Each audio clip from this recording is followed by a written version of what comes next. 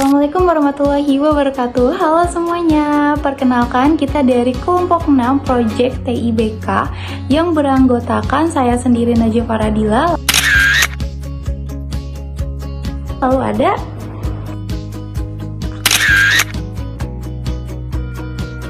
Nanda Hadisti. Halo, perkenalkan aku Fitrina Syifa. video ini kita buat untuk memenuhi tugas akhir mata kuliah Teknologi Informasi Bimbingan Konseling atau TIBK yang diampu oleh Ibu Nada Fristi Yusri. Kita kebagian pembuatan media pembelajaran berupa book creator. Dari book creator itu kita membuat sebuah novel dengan judul Toxic Friendship. Kita bakalan membahas pertama alasan dan tujuan dibuatnya novel Toxic Friendship ini. Yang kedua, ringkasan dari isi novel Toxic Friendship. Yang ketiga, manfaat novel ini untuk guru BK. Dan yang terakhir, pesan yang bisa diambil dari novel Toxic Friendship.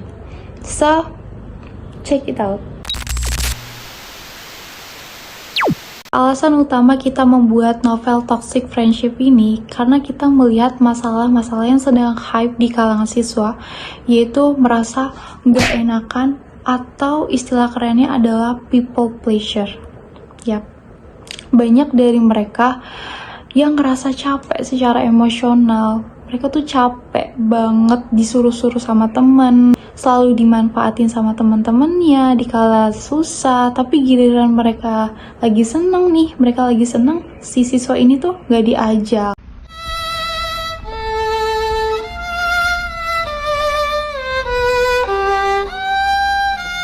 Tapi dia bingung gimana cara dia ngungkapin perasaannya, gimana cara dia keluar dari circle pertemanan tersebut, terus juga bagaimana ya cara dia tuh bilang tidak. Dan kalau dia bilang tidak, apa yang bakalan terjadi ya? Tuh, apakah aku masih tetap ditemenin, apakah aku masih punya teman ataupun yang lainnya. Dari permasalahan tersebut, kita nih kelompok 6 selaku calon guru BK merasa perlu banget untuk membuat media pembelajaran atau media BK yang bisa ngebantu siswa itu tuh jadi paham bahwa dia tuh harus segera move on dari pertemanan yang gak sehat itu. Nah, dari novel ini juga kita bertujuan pertama meningkatkan kesadaran siswa tentang toxic friendship itu gak baik banget, gak bagus banget.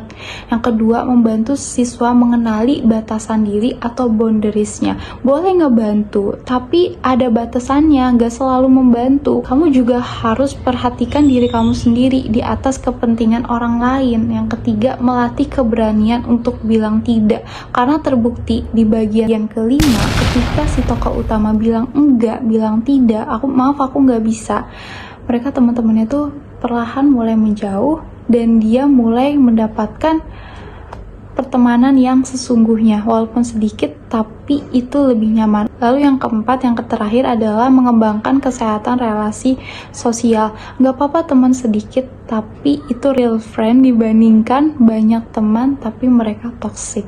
Sampaikan pada jiwa yang bersedih, begitu dingin dunia yang kau huni. Lalu ringkasan atau isi novelnya apa aja ya? Kalian penasaran? Akan dijelaskan oleh teman saya. Karya yang kelompok kami buat ini merupakan novel yang bertemakan toxic friendship yang terdiri dari 36 halaman dan dibagi lagi ke dalam 5 bab. Yang setiap babnya menggambarkan tahapan perjalanan emosional dari tokoh utama kita yaitu Nina dalam menghadapi pertemanan yang perlahan membuatnya lelah secara mental hingga akhirnya ia mampu untuk bangkit dan memilih dirinya sendiri. Pada bab 1, pada bab ini pembaca diperkenalkan dengan tokoh utama kita yaitu Nina sebagai sosok yang terlalu baik dan sulit untuk menolak.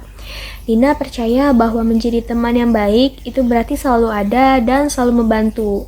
Di bab ini juga menjadi titik awal kesadaran Nina bahwa pertemanan juga membutuhkan batas agar tidak merugikan diri sendiri. Lalu pada bab 2, di bab ini itu menunjukkan teman-teman Nina yang hanya butuh ketika mereka membutuhkan bantuan dari Nina. Di sini Nina mulai merasa bahwa ia dimanfaatkan dan tidak dianggap sebagai teman, melainkan sebagai fungsi yang hanya dicari saat diperlukan.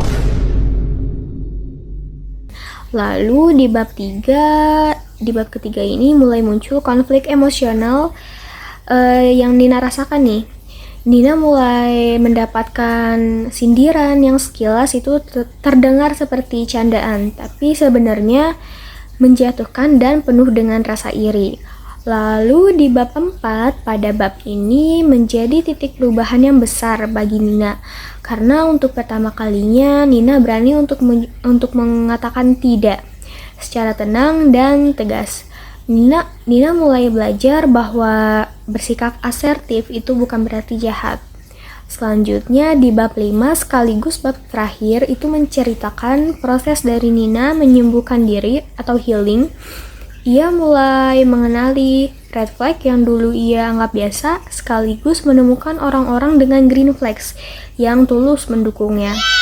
Proses move on, glow up, dan membangun circle baru digambarkan tidak instan, tapi penuh dengan refleksi dan pembelajaran. Di bab ini itu menjadi penutup yang menegaskan bahwa meninggalkan hubungan yang toksik adalah bagian dari pertumbuhan.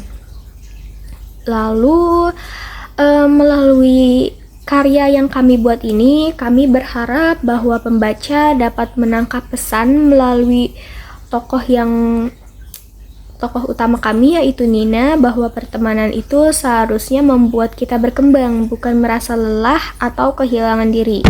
Lewat karakter Nina, kami ingin pembaca memahami pentingnya menjaga batas dan berani memilih lingkungan yang lebih sehat demi kesejahteraan diri.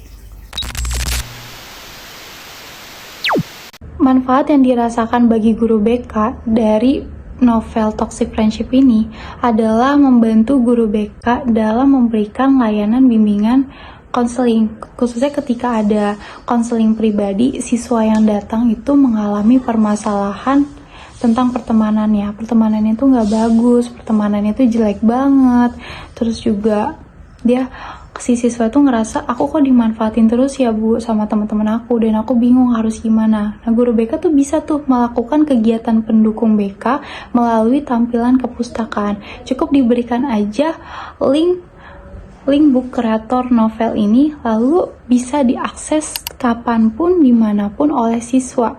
Selagi siswa masih memiliki akses ke internet, ini tuh bisa banget diakses nih. Contoh di handphone adalah seperti ini.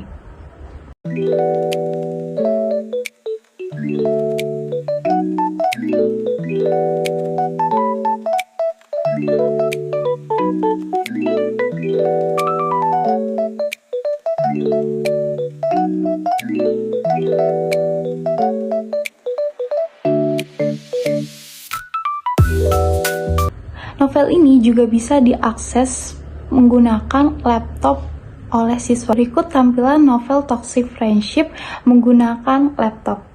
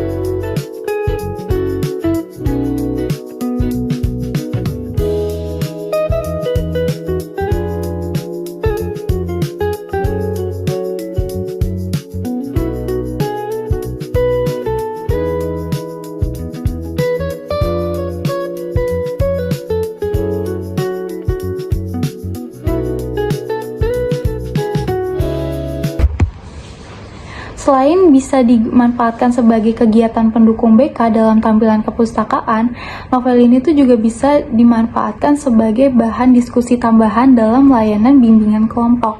Tuh, pertama-tama tuh siswa diajak untuk membaca dulu nih, baca tentang novel ini, gambarannya seperti ini, atau ada siswa yang membacakan isi dari novel tersebut. Lalu para anggota kelompok di bimbingan kelompok itu tuh ikut refleksi bareng. Oh, apa yang dialami oleh si Nina tuh kayaknya juga apa yang aku rasain deh gitu.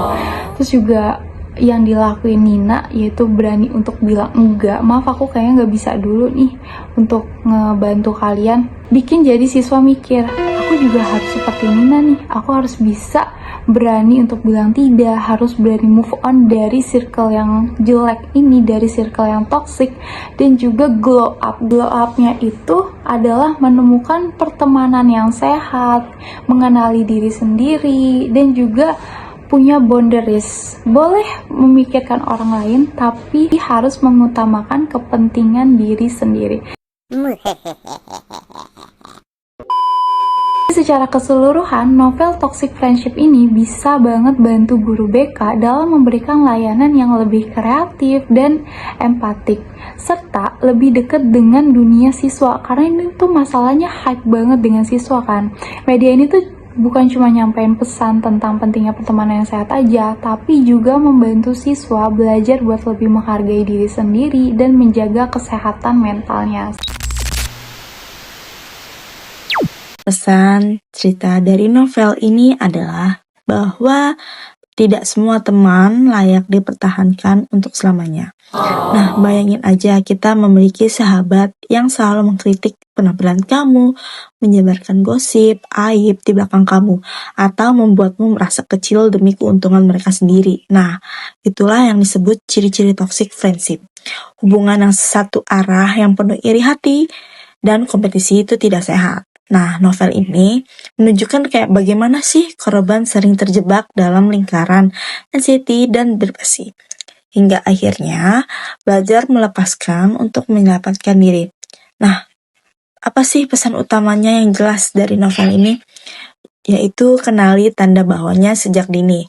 Kayak teman sejati saling mendukung, membangun mimpi bersama, bukan menjatuhkan satu sama lain. Jika persahabatanmu menyebabkan kamu ragu pada diri sendiri atau selalu cemas, inilah saatnya bertanya kayak apa, ini benar-benar baik untukku. Melepaskan bukan berarti kalah, melainkan kemenangan atau kesehatan mental kamu. Nah, dari pengalaman tokoh-tokoh dalam novel, kita belajar nilai positif dari luka itu. Gunakanlah pelajaran ini untuk memilih lingkaran pertemanan atau circle yang positif di masa depan. Kamu layak dikelilingi orang-orang yang menghargai dan mengangkatmu lebih tinggi. Nah, jadi yuk, renungkan pertemananmu hari ini, bagikan pengalamanmu, dan ingat, toxic friendship itu bukan takdir. Jadi, pilihlah membangun hatimu. Oke teman-teman, seperti itu penjelasan mengenai novel Toxic Friendship yang kami buat menggunakan Book Creator. Novel ini bisa digunakan untuk para guru BK sebagai media tambahan dalam layanan bimbingan konseling, entah itu dalam layanan bimbingan klasikal, bimbingan kelompok, ataupun dalam konseling individu pun bisa banget. Guru BK tuh juga bisa memberikan kegiatan pendukung BK melalui tampilan perpustakaan. Tinggal memberikan aja link Book Creator yang berisikan novel tersebut. Atau kalau kalian nih calon guru BK yang mau membuat novel lain selain membahas toxic friendship ini, kalian juga bisa loh bikin novel sendiri menggunakan Book Creator. Sekian dari kelompok kami, kurang lebihnya mohon maaf. Wassalamualaikum warahmatullahi wabarakatuh.